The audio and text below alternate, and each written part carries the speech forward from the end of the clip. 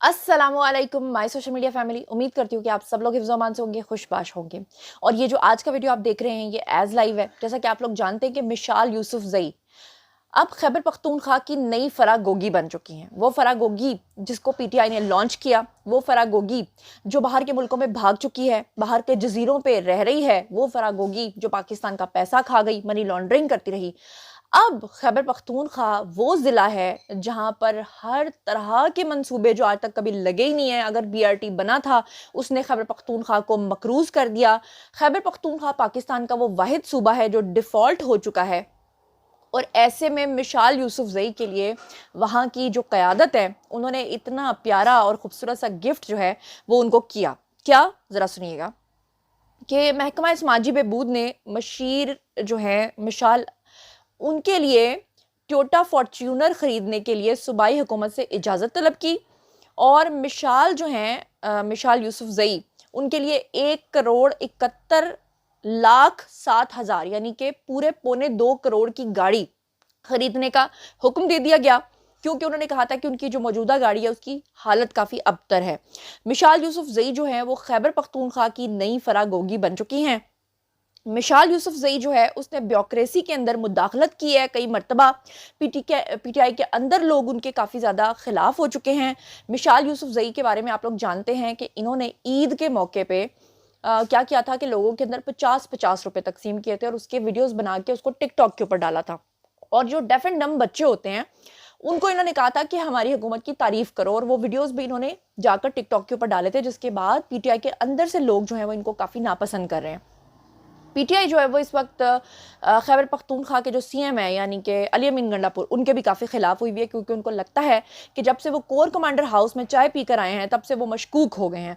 अब ऐसे में मिशाल यूसुफ़ज़ई का हर वक्त अली अमीन गंडापुर का साया बन के रहना और फराह गोगी के इल्ज़ामात लगना और पौने 2-2 करोड़ की गाड़ियाँ उनके लिए अलॉट करने के ऑर्डर्स जारी करना, ये कोई छोटी बात नहीं है।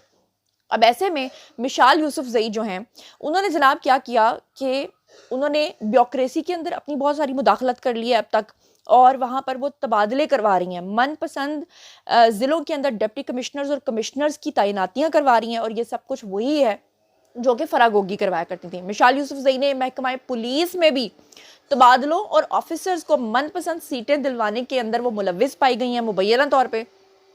मिशाल यूसुफ़ज़ई जो हैं वो वज़ीर आला ऑफिस में गोगी और पेशावरी के नाम से जो हैं वो मशहूर हो चुकी हैं अब तक।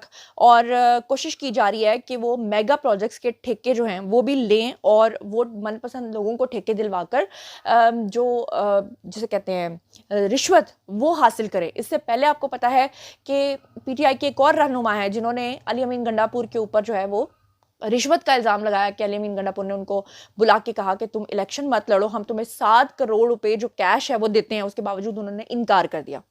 तो ऐसे में ये जो मिशाल यूसुफ़ज़ई हैं इनका जो रिकॉर्ड है वो इतना ज़्यादा गंदा हो गया है कि जिस रिपोर्टर ने उनके बारे में ये रिपोर्ट दी, जियो न्यूज़ की रिपोर्टर हैं, उनके खिलाफ मिशाल यूसुफ़ज़ई जो है वो खुलकर सामने आ गई। और ये जो ख़ास तौर पे उनकी गाड़ी की मंजूरी के बाद मिशाल यूसुफ़ज़ई ने खातून सहाफ़ी के ऊपर जो है वो शर्मनाक इल्ज़ामात आयद करना शुरू कर दिए, क्योंकि उनको ये तकलीफ हुई कि मेरी अंदर की जो खबर है ये सहाफ़ी जो है ये बाहर क्यों लेकर आई है। गाड़ियों की खबर सामने आने के बाद मिशाल यूसुफ़ज़ई ने खातून सहाफ़ी के ऊपर शर्मनाक इल्ज़ाम जो है वो आयद किया। और आपको बता दूं कि ट्विटर यानी एक्स के ऊपर आकर उन्होंने खातून सहाफ़ी के साथ होने वाली जो गुफ्तगू थी उसको लीक कर दिया। और उसकी जो पूरी चैट है वो शायद आपको स्क्रीन के ऊपर नजर आ रही होगी, पूरी चैट स्क्रीन के ऊपर लगा दी, और इतनी भी शर्म नहीं आई कि उस खातून सहाफ़ी का जो नंबर है उसको ही एटलीस्ट वो ब्लर कर देती।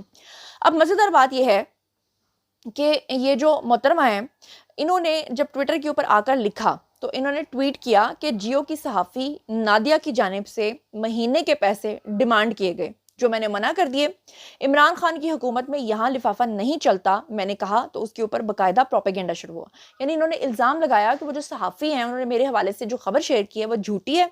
और दूसरा इल्ज़ाम इन्होंने ये आयद किया कि उन्होंने मुझसे पैसे मांगे थे रिश्वत के तौर पर, और मैं सबूत के तौर पर उनके मैसेजेस जो हैं वो आप लोगों के सामने रख रही हूँ। अब मैसेजेस जो उन्होंने सामने लगाए हैं उसके अंदर कहीं पर भी कहीं पर भी उस सहाफ़ी ने इस खातून से पैसे नहीं मांगे। तो फिर उनकी चैट को लीक करना, उनके नंबर को लीक करना, जो कि उनके खिलाफ प्रोपेगेंडा करना कोई छोटी बात नहीं है। मिशाल यूसुफज़ई जो हैं, उन्होंने रिपोर्टर के ऊपर इल्ज़ाम लगाया कि उसने मुझसे पैसे मांगे, जब मैंने उसको पैसे नहीं दिए तो उसने मेरे खिलाफ जो है वो झूठी स्टोरी शेयर कर दी, जिसके बाद जो है वो मिशाल यूसुफज़ई जो हैं, उनका बाइकॉट का ऐलान जो है वो किया गया है। क्या तफसीलात हैं? पेशावर प्रेस क्लब ने खैबर पख्तूनख्वा हुकूमत की तकरीबात की कवरेज का बाइकॉट कर दिया है। क्या तफसीलात हैं, ज़रा सुनिएगा कि मुशीर वज़ीर आला यानी कि मिशाल यूसुफज़ई की जानिब से खातून सहाफ़ी के ऊपर बेहुदा और शर्मनाक इल्ज़ामात लगाने के बाद पेशावर प्रेस क्लब ने सूबाई हुकूमत की तकरीबात की कवरेज के बाइकॉट का ऐलान कर दिया है।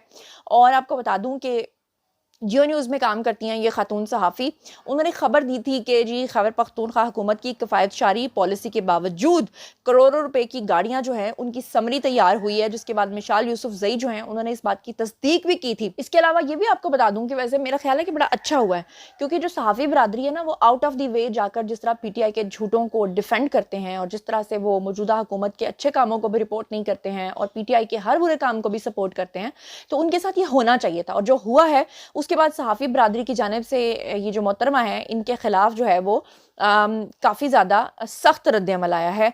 प्रेस क्लब की जानिब से होने वाले बयान के मुताबिक सहाफ़ी बरादरी ने अली मीन गंडापुर और पाकिस्तान तहरीक इंसाफ की क़यादत से कार्रवाई का मुतालबा किया है और उन्होंने कहा है कि इस खातून के खिलाफ अगर आपने कार्रवाई ना की तो हम जो है ना वो सख्त रद्द-ए-अमल देंगे और मामले के ऊपर मुश्तरका हिकमत अमली वज़ा करने के लिए सीनियर रहनुमाओं का हंगामी इजलास जो है वो जुमेरात को यानी आज के दिन तलब कर लिया गया है। प्रेस क्लब के ओहदेदारान का कहना यह है कि खातून मुशीर मिशाल यूसुफज़ई ने गाड़ी की खरीदारी की समरी के हवाले से कोई तसल्ली बख्श वजाहत नहीं दी थी, जिसके बाद जो सीनियर खातून सहाफ़ी हैं जी नादिया सबूही, उन्होंने जो पैसों की मुंतकिली के हवाले से इन्होंने उनके ऊपर इल्ज़ाम लगा दिया कि जी उन्होंने तो मुझसे रिश्वत मांगी है।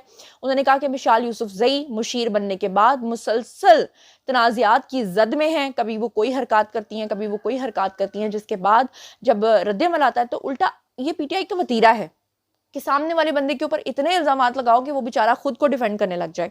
बहरहाल एक और मैं आपके साथ खबर शेयर कर लेती हूँ अब तक की, और वो ये है अफगानिस्तान से दहशतगर्दों की दरअंदाजी की कोशिश को नाकाम बना दिया गया है। अल्लाह का लाख लाख शुक्र है। और तकरीबन 7 दहशतगर्दों को जो है वो अब तक जहन्नुम हासिल कर दिया गया है। क्या तफसीलात हैं? ISPR ने इसके ऊपर रद्द-ए-अमल दिया है अपना। उनके मुताबिक उन्होंने कहा है कि अफगानिस्तान से दहशतगर्दों ने स्पेन कई गुलाम खान के मकाम के ऊपर जो है पाकिस्तान में दरअंदाजी करने की कोशिश की। सिक्योरिटी फोर्सेस ने तमाम 7 दहशतगर्दों को घेर लिया, जिसके बाद शदीद फायरिंग का तबादला हुआ और तमाम दहशतगर्द जो हैं वो मारे गए। ISPR ने यह भी बताया कि हलाक होने वाले दहशतगर्दों से भारी मिकदार में असलहा, गोला बारूद और धमाका खेज मवाद जो है वो भी बरामद हुआ है। और ISPR का ये भी कहना है कि पाकिस्तान की जो अबूरी अफगान हुकूमत से बार बार पाकिस्तान कह चुका है कि सरहद के अतराफ में मौसर बॉर्डर और मैनेजमेंट को यकीनी बनाया जाए, लेकिन अफगान हुकूमतें जो हैं आपको पता है कि वो अपनी जिम्मेदारी पूरी नहीं करते हैं। ISPR का कहना है कि तवक्को है कि अबूरी अफगान हुकूमत पाकिस्तान के खिलाफ दहशतगर्दी के लिए अफगान सरजमीन का इस्तेमाल रोकेगी, जो कि मुझे नज़र नहीं आता, क्योंकि अफगानिस्तान को पता नहीं, अल्लाह करे कि पाकिस्तान से क्या मसला है। एक तरफ ईरान का बॉर्डर है, एक तरफ अफगानिस्तान का बॉर्डर है, एक तरफ भारत पाकिस्तान के ऊपर ये हमले करवाता है। तो पाकिस्तान जो है वो स्ट्रेटेजिक पॉइंट ऑफ व्यू से जितना ज़रूरी है उतना ही ज़्यादा जो पाकिस्तान है उसके ऊपर इस वक्त जो है वो मसले मसाइल जब बनते हैं तो पाक फौज ना हो तो आपको लगता है कि पाकिस्तान का कोई जिस तरह ये लोग वजूद ख़त्म करना चाहते हैं या रहने नहीं देना चाहते, मुझे तो नहीं लगता।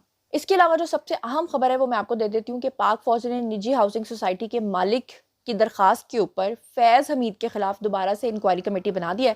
अभी गुज़श्ता रोज़ आपने देखा था कि जनरल फैज़ हमीद जो हैं उनको काफ़ी बड़ा रिलीफ मिला था और उनको क्लीन चिट दे दी थी जो उनके खिलाफ इंक्वायरी चल रही थी, और उसके बाद बहुत सारे लोगों ने चमगोइयाँ की थी।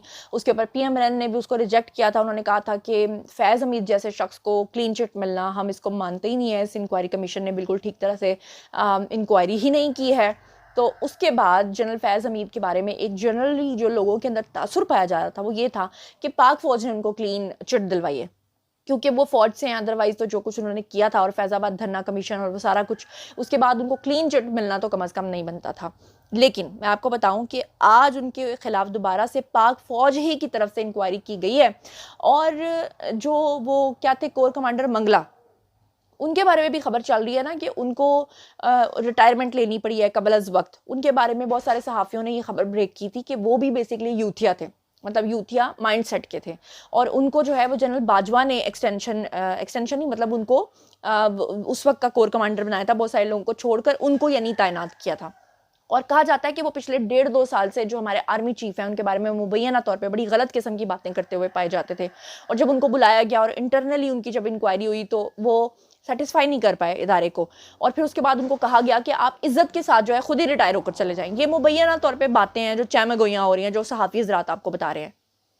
तो मेरा सवाल ये है कि अगर ये बात मान भी ली जाए, अगर ऐसा ही हुआ है, तो मुझे ये बताएं कि अगर पाक फौज अपने ही लोगों के खिलाफ कोर्ट मार्शल्स कर सकती है, अपने ही लोगों का मुहासबा कर सकती है, उनके खिलाफ इंक्वायरीज खोल सकती है, तो फिर वो जो जनरल फैज़ हैं उनको क्यों बचाएगी? फिर वो उनके खिलाफ भी इंक्वायरी करेगी अगर वो इस तरह की चीज़ों में मुलविस पाए हैं। मेरा ख्याल है कि उनको जो क्लीन चिट मिली है वो इस वजह से मिली है क्योंकि वो बतौर इदारा ISI को रिप्रेजेंट कर रहे थे, और इदारे को मिलाइन नहीं किया जा सकता, लेकिन पर्सनली ज़ाती हैसियत में उन्होंने जो जो करप्शंस किए हैं उसके खिलाफ मुझे लगता है कि उनके खिलाफ फैसला आ जाएगा। और उसका आप सबूत ये देखिए कि पाक अफवाज ने निजी हाउसिंग सोसाइटी के मालिक की दरख्वास्त के ऊपर इंक्वायरी कमेटी बना दी है। असल में हुआ ये था कि जब अपने अरूज पर थे, ताकत का इनके पास बहुत इनको जोम था, जनरल फैज़ हमीद, इन्होंने एक इस्लामाबाद के अंदर हाउसिंग सोसाइटी थी, इन्होंने क्या किया था कि उस हाउसिंग सोसाइटी के ऑनर को रातों रात उठवा लिया था, उसके ऊपर तशद्दुद करवाया था, और मकसद क्या था कि जनरल फैज़ हमीद जो हैं वो उस सोसाइटी के ऊपर कब्जा करना चाहते थे। तो अब वो जो हाउसिंग सोसाइटी का ऑनर है उसने जो इनके खिलाफ दरख्वास्त दी है उसके ऊपर पाक फौज की तरफ से इनके ऊपर इंक्वायरी कमेटी बना दी गई है। ज़राए का कहना यह है कि साबिक DG ISI फैज़ हमीद के खिलाफ इंक्वायरी कमेटी मेजर जनरल की सरबराही में कायम की गई है। ज़राए ने मज़ीद बताया कि इंक्वायरी कमेटी सुप्रीम कोर्ट के हुक्म की रोशनी में इल्ज़ामात की तहकीकात करेगी। दूसरी तरफ निजी हाउसिंग सोसाइटी का मामला जो है उसके बारे में प्रोग्राम्स के अंदर भी बातचीत चल रही है, और 2017 और गुज़श्ता नवंबर में भी ये मामला जो है ये उठाया गया था। नवंबर 2023 में भी बात करते हुए जो दरख्वास्त गुजार के वकील हैं हफीज़ुर रहमान, उन्होंने बताया था कि सुप्रीम कोर्ट के हुक्म के ऊपर वाज़े कहा गया है, और अटॉर्नी जनरल ने भी अंडरटेकिंग दी है कि हमारे पास दरख्वास्त आई है तो इसको कानून के मुताबिक देखा जाएगा, इसलिए हमें उम्मीद है कि हमें इंसाफ मिलेगा। उन्होंने कहा था कि इससे पहले भी कि दरख्वास्त दायर ना करने की वजह से हमारे केसेस मुख्तलिफ अदालतों में जारी थे, जहां से बाइज्जत बरी होने के बाद अब ये मामला देखेंगे और हमारे पास सबूत भी मौजूद हैं। उनका मजीद ये भी कहना था कि आर्मी चीफ ही अथॉरिटी हैं, उन्होंने ही फैसला करना है कि क्या कार्रवाई की जाए। तो देखते हैं कि ऊँट जो है वो किस करवट बैठता है। आप लोगों ने मुझे बताना है कि आपको क्या लगता है कि पाक फौज की तरफ से ये जो जनरल फैज़ हमीद के खिलाफ इंक्वायरी दोबारा से की जा रही है, तो क्या आपको लगता है कि उनको सज़ा हो जाएगी? इसके बारे में बताएं। और मिशाल यूसुफजई ने जो हरकत सकनात की हैं, क्या आपको लगता है कि उसको जस्टिफाई किया जाना चाहिए? एक तरफ तो PTI का बयान आ जाता है कि हमारा शेर अफजल मरवत से कोई ताल्लुक नहीं है, दूसरी तरफ शेर अफजल मरवत कह देते हैं कि खान साहब ने अंदर से ये कुछ कहा था।